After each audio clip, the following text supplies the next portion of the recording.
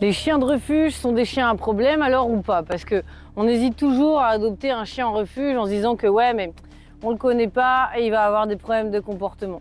Je vous explique tout de suite. Si vous nous rejoignez, je suis Camille Genissel, coach comportementaliste, éducateur canin, auteure, conférencière et formatrice. Et je dis nous rejoignez parce que on est une équipe qui aime vraiment les animaux, une équipe qui se connecte aux émotions des animaux. Et je sais que si vous suivez cette chaîne, c'est que justement vous vous y retrouvez aussi là-dedans. Et on peut tous s'aider. Mettez déjà des commentaires, échangez entre vous, échangez avec moi parce que je regarde les commentaires tous les jours et je vous réponds bien évidemment.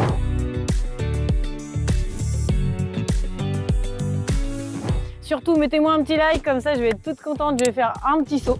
À chaque like, je vous fais un petit saut, d'accord? Donc là, je peux en faire déjà 1, 2, 3, je sais que vous êtes plusieurs. Je suis toute contente. Bon, je suis restée calme. Ça peut être pire en réalité, hein. Mais bon, aujourd'hui, évidemment, on va voir si est-ce qu'un chien de refuge, c'est un chien qui va avoir des problèmes de comportement ou pas, et est-ce qu'on peut l'adopter ou pas, à votre avis? Alors, moi, je suis toujours honnête avec vous, vous le savez, c'est franchement un principe de base. Déjà, je suis comme ça dans la vraie vie, mais aussi, je peux pas faire autrement, je vais être aussi comme ça avec vous dans ces vidéos-là, c'est mon objectif. Sinon, à mon sens, ça sert à rien.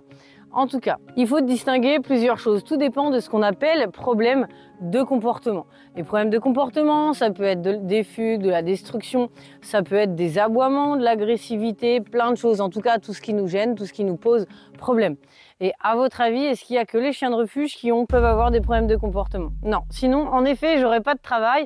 Imaginez, je vois du matin au soir des personnes, que ce soit en visio ou en réel, parce qu'en visio, on peut très bien faire aussi du coaching sans aucun problème, puisqu'on est dans le comportement et pas que dans les petits exercices d'éducation, le rappel et tout ça. Là, le but, c'est vraiment de faire une analyse comportementale, donc je vous pose des questions et on me répond. Et donc, souvent, je vois évidemment du matin au soir, alors je résous les problèmes de comportement quand même, donc il n'y a pas de fidélisation. Imaginez, ça veut dire que pour en vivre, il faut que je vois du matin au soir des familles et donc des animaux qui ont des problèmes de comportement toute l'année et à chaque fois être différents puisque je ne les revois pas après. Donc vous imaginez à quel point finalement on a l'impression d'être seul à avoir un animal qui a des problèmes de comportement. Je peux vous assurer que pas du tout. Et en plus, c'est franchement pas de votre faute. Donc on voit tout ça ensemble et on gère tout ça sans aucun problème.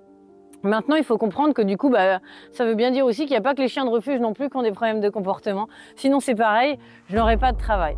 Donc, il faut bien comprendre et distinguer les deux parce que, en réalité, ça n'a pas forcément de rapport. Tout dépend de l'animal, de sa personnalité, du chien ou du chat d'ailleurs. Hein. Je parle des chiens, mais ça peut être généralisé aussi pour les chats ou pour les autres animaux. Ça va dépendre de sa personnalité, ça va dépendre de son passé.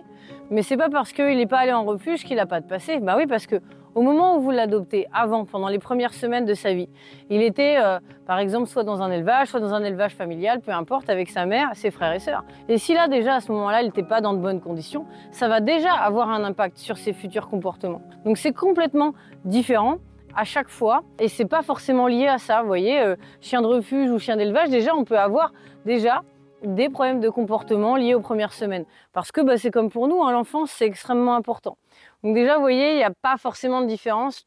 Après, c'est vraiment une question de vécu, de personnalité du chien, donc ça aura une plus grande intensité ou pas.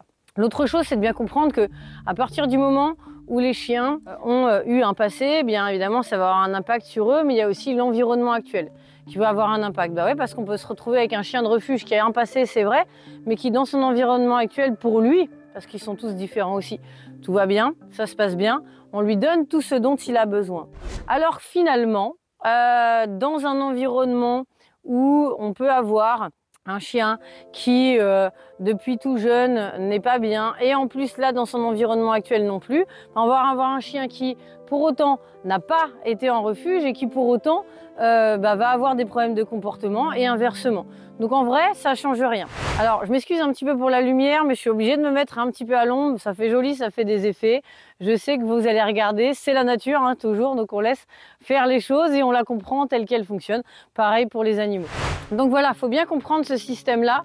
C'est que à partir du moment où on a un passé, à partir du moment où on est dans un environnement aussi qui pose problème, ça va créer des problèmes de comportement. Donc c'est pas lié ni au refuge ni ailleurs.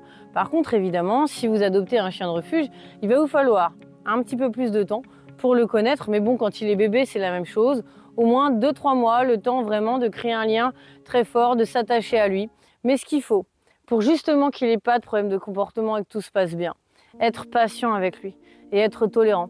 Bah ouais, nous on vient d'avoir un chien, on est content, alors on veut tout de suite vivre des moments avec lui, l'emmener en promenade, etc. Mais lui, il n'est pas prêt. Lui, il a vécu autre chose, mais même sur un chiot de toute façon. Avec un chiot, il faut attendre au moins 4, 5 mois, on respecte son évolution. D'accord? Et bien là, c'est exactement la même chose, on va attendre un petit peu, on veut qu'il soit absolument à l'aise avec nous, donc on va faire en sorte d'être patient, de ne pas le forcer à venir vers nous, de plutôt ignorer, regarder ailleurs, le laisser venir, c'est lui qui va décider. Alors on entend souvent qu'il faut que les chiens ne décident de rien du tout, qu'il faut les dominer. Donc vous le savez, je mets tout ça à la poubelle et encore plus pour un chien de refuge qui va absolument avoir besoin dans un premier temps, en tout cas les premières semaines, de prendre confiance en nous. Alors bien sûr, après on adapte en fonction de chaque chien, s'il faut mettre un peu plus de règles ou autre. Je donne évidemment des conseils généraux, mais le principal c'est de comprendre cela.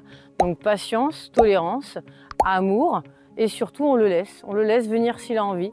Et s'il n'a pas envie pendant plusieurs jours de venir nous voir, eh bien, il ne vient pas nous voir pendant plusieurs jours. Le forcer, l'inciter, aller le voir, lui donner à manger, tout ça. Quand je dis lui donner à manger, c'est en dehors de la gamelle, évidemment. Eh bien, ça ne sert à rien. Laissez-le tranquille. Lorsqu'il va voir que vous l'ignorez, que vous êtes juste là pour être là, que vous lui offrez un toit sans rien attendre en retour, je peux vous assurer qu'il n'aura qu'une envie, c'est de venir vers vous, et avec vous et de commencer à créer des liens. Alors évidemment, dès qu'il vient un petit peu, ne faites pas comme ça tout de suite. Pensez à aller à son rythme.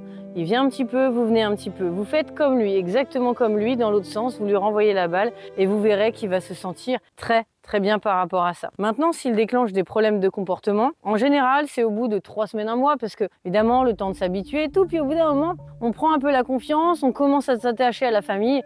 Donc on peut avoir ce genre de problème de comportement. Alors, ça peut être un petit peu de tout, selon le passé du chien, le chien lui-même. Ce qu'il faut, c'est bien sûr se renseigner, comprendre pourquoi il fait ça, sans jugement aucun et avec bienveillance, puisque vous l'avez sauvé.